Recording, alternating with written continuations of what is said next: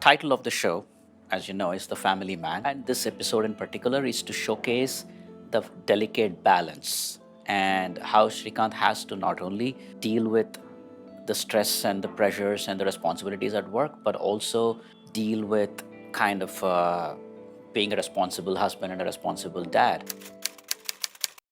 DK and I go back to college. We met in college together. We're both engineers, so it's very natural to become a filmmaker. One thing about Rajan DK is that there is no idea that goes off radar. The only idea that is a bad idea is the one that you didn't speak about.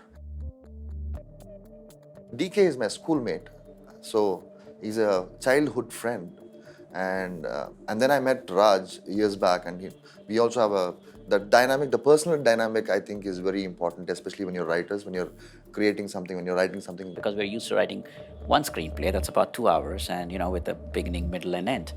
Now we have to kind of have 10 small beginnings, middles, ends, and as it turns out, a cliffhanger at the end of each episode. It was a great experience because we discovered so many things we can do as filmmakers that we didn't before.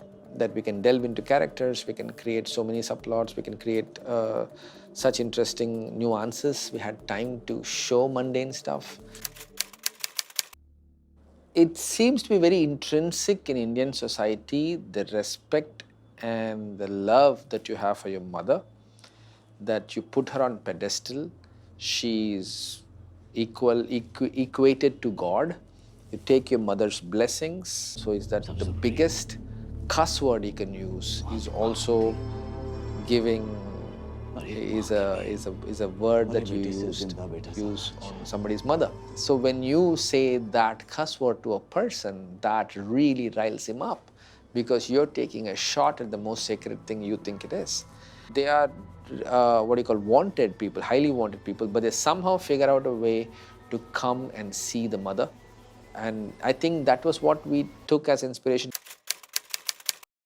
So the very first day of shoot, we were shooting on a boat, and I was quite excited that we are there in the first shot of the season 1, episode 1, and the entire crew was excited about getting onto this boat, which was a fishing boat, and we actually cruised like 15 kilometers into the sea. It's a scorching day in the middle of ocean, and we went too deep into the sea, and we always envisioned it to be in the middle of the sea. We didn't want to fake it. In general, shooting on water and shooting in a boat is a complicated thing. But to add to that, we realized once we got on this boat in this big-ass fishing trawler that the waters were really, really choppy. I mean, it was, the boat was waving and swinging so much that it was hard to even stand there. That was the first time I ever experienced extreme seasickness. So I bailed. I think Azim, I personally feel, is made of jelly. We call him the rubber man because he can literally jump with camera and shock absorption in his feet or something. By noon, I think half of the crew was dead. Everybody was throwing up, and the art team had set up some sort of a soup which looks like puke, so that I have to act like puking it out. And they kept calling it puke. Is a puke there though?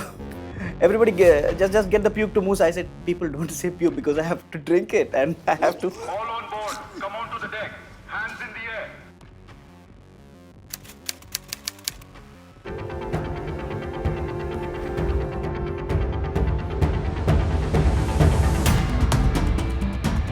This was my first time holding a gun. So that was crazy. I mean, I don't know which gun it was, but it's definitely a machine gun because when I was pulling the trigger, it was like pa pa pa pa pa pa.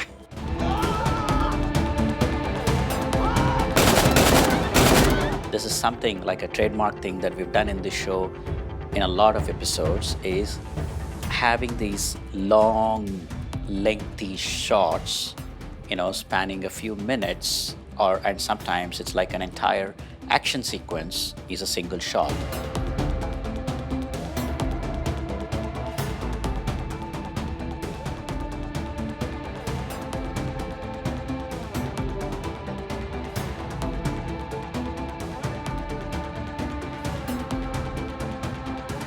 When I closed the door from inside, you can see the camera inside. So I was like, how did that happen? Azim with the camera managed to dive inside along with me, like from behind me. And he was like finishing the shot from inside the go down.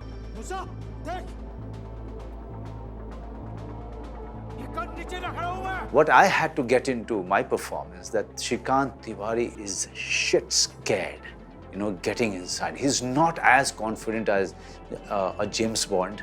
He's not as confident as any detective or any intelligence agent that you have seen on big screen.